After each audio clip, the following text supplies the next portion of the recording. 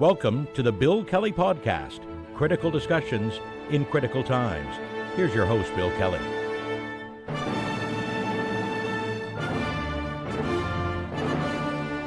Hey, welcome to another edition of the Bill Kelly Podcast, critical discussions in these critical times. I'm your host, Bill Kelly. It's good to have you with us today. When it comes to the economy and international trade relations, is the enemy of our enemy our friend? Well, in this particular case, yeah. And the country we're talking about here is China. Now, I know that's going to send some people over the edge and say, whoa, no, not China. The Huawei thing, remember that, and the imprisonment and the sanctions and the two Michaels into the foreign interference in elections. Yeah, that China. But it looks as if there are some pretty strong ties and economic ties that are getting even more strong since Mark Carney's taken over as the Prime Minister here. Now, you may remember, I guess it was back in the beginning of the summer, we had told you that the Prime Minister had a rather lengthy phone call with Premier Li Qiang of China, and it was about basically trying to cool relations because they got a little heated between the two countries because of some of the stuff that we just talked about a couple of seconds ago, and things were, well, not great between the two countries, diplomatically, economically, and a whole lot of other things that were happening. And Carney, being the diplomat that he is, but also with his vast knowledge of international economics, realized that, we need to be wary of that country and other countries when it comes to things like foreign interference. But at the same time, we have to be economically smart about this too.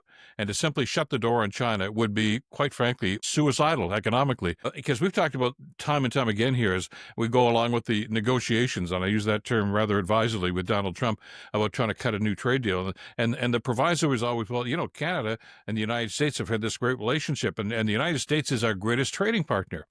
Well, you know who number two is?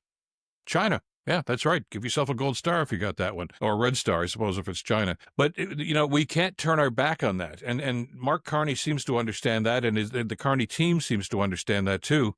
And it may actually be an ace that we can play and are playing when it comes to Canada getting back on its feet economically and developing a diverse economic forecast and future for our country without being so reliant on the United States. Case in point, we just found out this week, reported by CTV News, China is now importing record numbers and record amounts of Canadian oil, slashing U.S. purchases of oil by about 90%. China's basically turning their back on the United States oil production and simply saying, let's partner with Canada. Now, they were already getting some of our oil anyway, but the circumstances here have changed, and it could actually turn to our favor.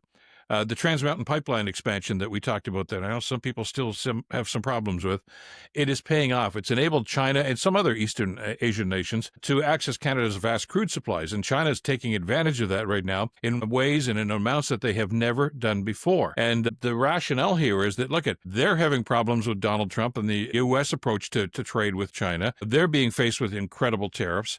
Well, so are we.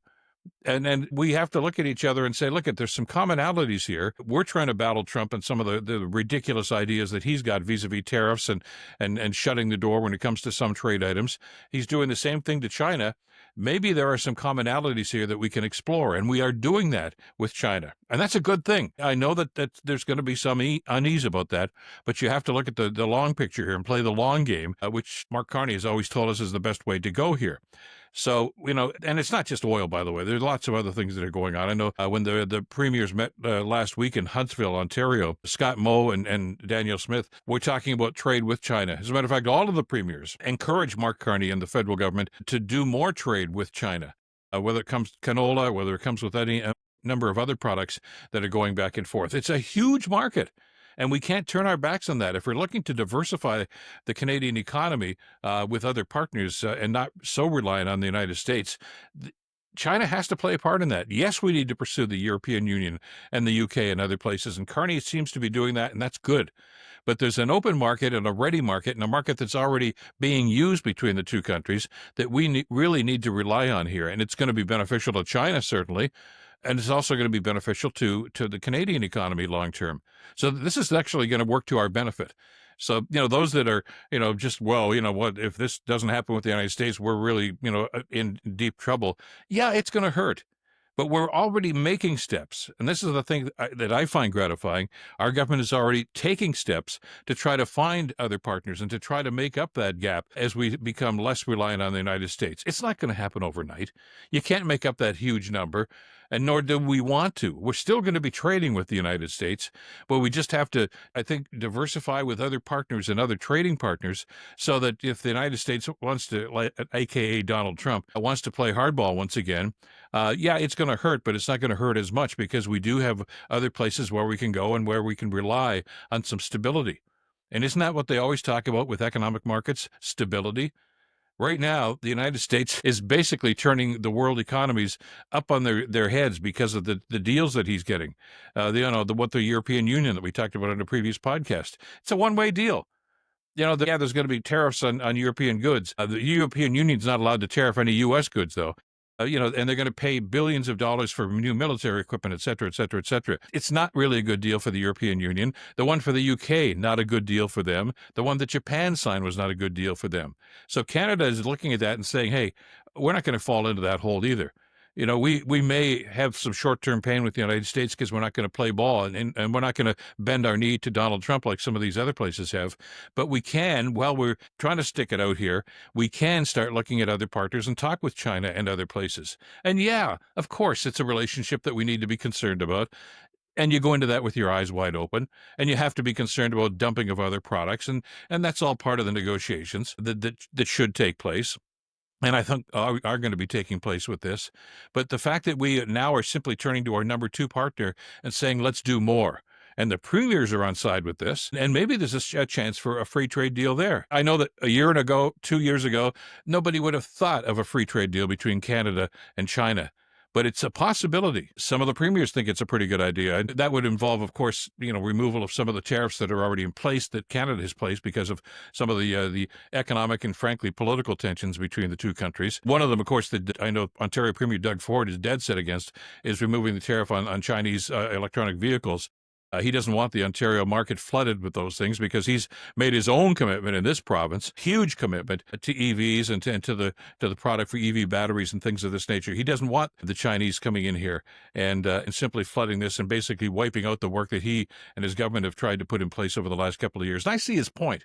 But these are all negotiated points, and it's very early in the process, I think, before we can start to say, hard yes or a hard no to any of those things right now. But the fact that we're talking about it is a good thing. And this is what we need to do as a government. And I've been impressed, and I've talked about this in previous podcasts, that Mark Carney is not sitting here wringing his hands and saying, oh, my God, it's not working out the way we want. What are we going to do? He's already got a plan. Yeah, no, he doesn't come in front of the cameras every day and say, here's what we're doing. Nor do I want him to. He said from day one, and I think it's a smart strategy here, you don't negotiate in public. You simply talk to the people that you're supposed to talk to, the diplomats, the highest at the political office, as he has done, and you make those deals. And then you come back and say, here's what we've got for you. And so I'm not saying, hey, all is going to be well from here on in. It's going to be tough, but we have had to pivot. And the good news here is when we look at this, it sounds as if our government is anticipating that and has anticipated that and is not simply talking about trying to find new partners. They're already working on it, and deals are in action. By the way, just as a quick aside, CBC News reported just a couple of days ago, too, that there are some talks going on right now with the South Korean government and the Canadian government to do with military equipment. We, of course, have made a huge commitment to NATO, to increasing our military spending. And the Prime Minister has been hard about that to say this has got to happen. The concern a lot of us have had was, well, you're going to buy the stuff from the United States where you're probably going to pay more than you really should for this material. It takes an awfully long time for the material to get here once it happens. Apparently, the South Korean government, who have made deals with other countries already, are also heavily into and very reliably into the production of military equipment. And we're talking about jets, we're talking about submarines, we're talking about everything that you could use and everything that Canada will be looking for. And apparently the price is right. And apparently the delivery time is like months instead of years for some of these products. Well, again, I don't know how far along the negotiations are, but the fact that it's there and it's an opportunity and another market and another opportunity for us to maybe find a deal and a new trading partner is a good thing. So there are doors that are opening here. I don't want to be trite and say, hey, when door closes, there's a window open someplace else. But that seems to be the Carney tact here. Let's look for other opportunities. Let's not beat the drum and say, here's where we're going. I'm knocking on this door next. Just do it. And then come back to us and say, here's what we found. And I think this is going to help us.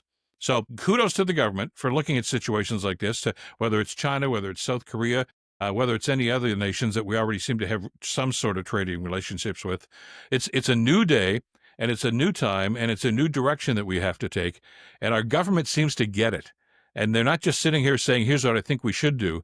It seems to me as if there's pretty strong evidence right now that they've already started that ball rolling. And that's a good thing. That's it for this edition of the podcast. Thanks so much for being with us. Wherever you get your podcasts, of course, on Apple, Substack, Spotify, Blue Sky, wherever. Thank you for joining us, and thank you for the comments. Always great to get your feedback. And, of course, we ask you to check out some of the further reading material that we always put down with the podcast as well to try to broaden the context of the discussion that we're having back and forth.